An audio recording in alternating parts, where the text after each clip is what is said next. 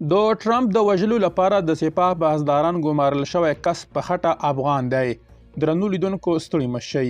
د امریکا د عدلیې وزارت چارواکو ویلي فرهاد شاکري چې د ایران لخوا د ټرمپ د وژلو لپاره ګمارل شوی وو په خټه افغان دی.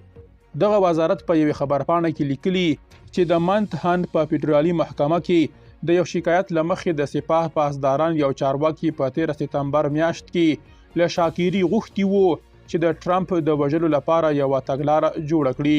د امریکا د عدلیې وزارت د جمعې پر ورځ د ډونالډ ټرمپ د تورولو په اړه د ایران د واکمنۍ لخوا د جوړې شوې توطیې په اړه تازه جزئیات خپاره کړل. د امریکا د عدلیې وزارت پر بنسټ د سپاه پاسداران یو چارواکي شاکري ته ویلي وو چې که له ټاکنو وړاندې یې ټرمپ ترور نشو کړی نو دغه چاره دې له ټاکنو وروسته ترسره کړي.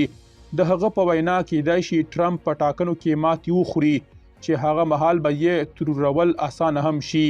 امریکایي څارنوالانو ویلي شاکري ته تر دې وړاندې هم په امریکا کې د امریکایي او اسرائیلي چارواکو سپارښتنې شوې وي، خو د سپاه پاسداران چارواکو ډیر ټینګار په دې کاوه چې خپله ټوله پاملرنه باید د ټرمپ په ترور ورټوله کړي. د امریکا د عدلیې وزارت پر بنسټ فرهاد شاکري د ایران د سپاه پاسداران لخوا ګمارل شوی وو.